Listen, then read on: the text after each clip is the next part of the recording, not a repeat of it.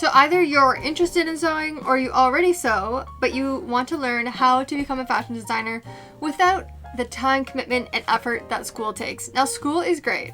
I went to school for fashion design, loved it, learned a lot, but sometimes we just want to learn some skills on our own time from the comfort of our own home. So that's what I'm going to teach you today, is how to become a fashion designer at home. And I broke it down into just 5 simple steps, pretty basic, but I think this is the most doable way to design your own clothes. And this is actually the method that I use a lot in my projects. So I think you'll find it helpful. But let's get into it with the very first step, which is to come up with a mood board. So the mood board can be either really intense, like you have all these photos in the mood and the vibe, or it can just be a couple little sketches with a fabric swatch and that's it. So whatever helps you, but you just want to pool the information all together in one document and just kind of have a better idea of what do you even want? Do you want a dress? What is the silhouette? What do you like? Maybe you find some inspiration photos on Pinterest or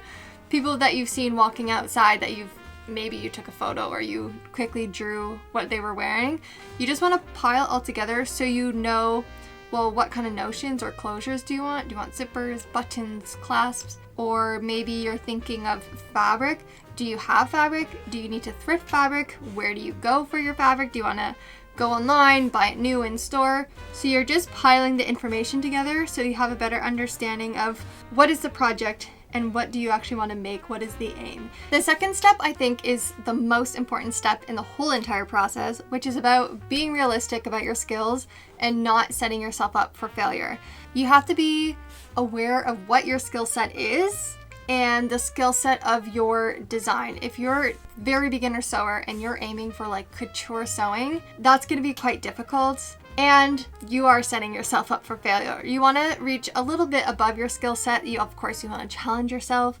So you're learning and you're trying new things. So you want to start small. So when you are achieving these goals, you're gaining momentum. And then these small wins over time, of course, compound to the big wins and you will end up reaching those very lofty goals. Now, if you are really not sure where to start, you're really new into sewing, you don't even know about pattern making, you can learn these from online platforms like Craftsy, which is the sponsor of today's video.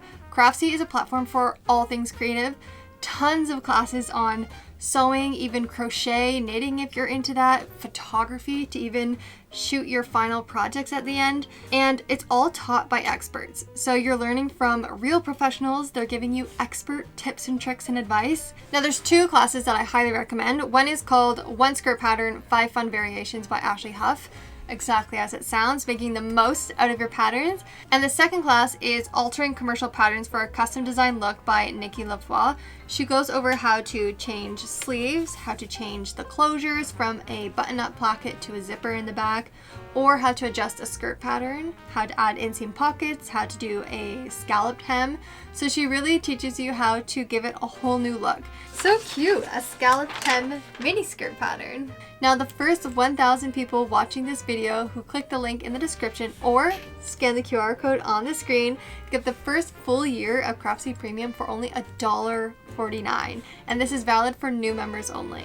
On the topic of altering commercial patterns, this actually leads us into step number 3, which is sourcing a commercial pattern to use as your base for your design. Now I have created a sewing pattern database. You can find it down below, and it's just a database full of pattern websites. Now you can filter through by style or particular item, like is it a dress, a top. There's also paid or free patterns. I use a lot of free patterns because I know I'm already going to manipulate it. That's the next step, but we'll get there in a second. So try and find and source a pattern that's similar. Obviously, you're not going to find the exact thing you want to design because your design is particular. Now, you want to be smart about sourcing the right pattern. You want to think about what is the key detail of my design. Is it, say, a collared dress? Then you want to find a pattern that has a collar on it. If you're looking for a V-neck dress, that's going to be hard to manipulate that pattern into a full collar with a button placket. So you want to make sure you're looking at the key designs. Of course, you can manipulate things and you can change it. Maybe you don't like the shape of the collar. That's an easy change. But reconstructing a whole neckline, that gets a bit difficult. So just make sure when you are sourcing your base pattern that it's similar or along the lines of your initial design. Again, this is when you can refer back to your mood board. What is the goal that you want? What are you aiming for? Can you find a pattern like that? If not, can you make some changes? Can you use the pattern that you do find that's kind of similar? So just be aware of these small little things. Another thing that would be important to look at is waistbands. For shorts or pants, you can either have an elastic waistband or a button placket or a zipper. Those two waistbands are going to look a lot different. One, of course, stretches wide, one is quite fitted. So there's those little things you just have to be mindful of when you are sourcing your base pattern. Now, we are going to change some things. This is where the design part comes in, and that brings us to step number 4, which is manipulating your commercial pattern. So the first 3 steps is all about setting yourself up, and then the fun part where things get exciting is step number 4, which is actually manipulating your pattern into the design that you want, that you've made. And this can be big or small changes. Maybe you want to do some small changes like sleeve length. Maybe it's the pocket looks a little different. Is it a patch pocket? Do you add a pleat? Is it an accordion pocket? Do you get rid of the pockets altogether? Do you add like 5 more pockets? Maybe you want really long pointed collars, a Peter Pan collar, no collar, you can even do that. These small changes, they may be small, but they do make a big impact. You can also make really big changes, like totally getting rid of a sleeve or altering the actual silhouette. Maybe you add body darts. Maybe you make the bust darts a bit different. Maybe you crop it all together and only use the top part of a pattern, like I did for this sweater. So there's lots of changes that you can make. You can add or subtract from the pattern. And this is, again, where it really helps to have your mood board. Again, it's your reference point. You can look back at it and like, oh yeah, what kind of collar did I like? Do I still like that? Do I want to go in a little bit of a different route? So that's kind of your North Star. And you can always refer back to it, especially when you're pattern drafting. The good thing about commercial patterns is that they're so readily available, and you can get a lot of free patterns that are still really good silhouettes. And then I would just kind of make your own library. Get a really good dress pattern, pants, jacket, top, maybe even a bag.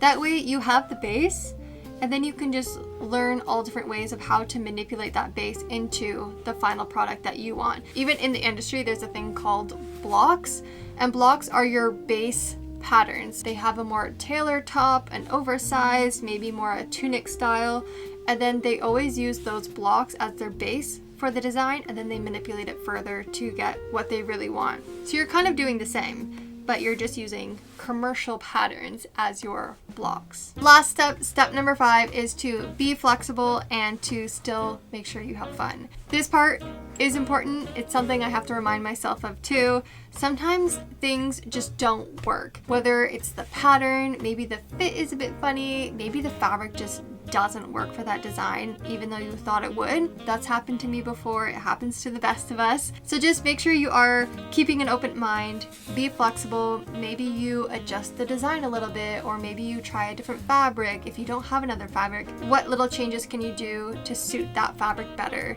You can also sew up in a sample fabric, see how it's working. If you're happy with how it works, then you can make it out of the final fabric, so you're not wasting fabric, especially if it's something really precious or like you don't have much of it. So you kind of want to just keep an open mind, go with the flow. Yeah, you made your initial design, that was your North Star, but it's better to work with the fabric or with the design and the pattern than against it.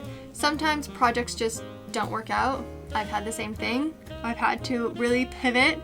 I've had the exact experience with this one that I'm wearing. Like this piece, it turned out great. It did turn out a little bit differently than I initially planned, because when I sewed it up, the sleeve was a lot thinner than I thought. Initially, I thought it was bigger, would add an elastic at the wrist, but you know what? I actually like this better. I like that there's no elastic at the wrist, that it's just straight, sleek, and simple. So that's what I mean by just keeping an open mind. If you're interested in how this project went, I actually documented it in 2 different parts. The first part is my whole creative process, showing you all these steps, finding a pattern, manipulating the pattern to match my final design, to actually sewing it, pivoting, going with the flow, everything I've talked about in this video, you can go watch those 2 videos. I'll put them here and here for you. I hope you have a happy new year, and I will see you next week.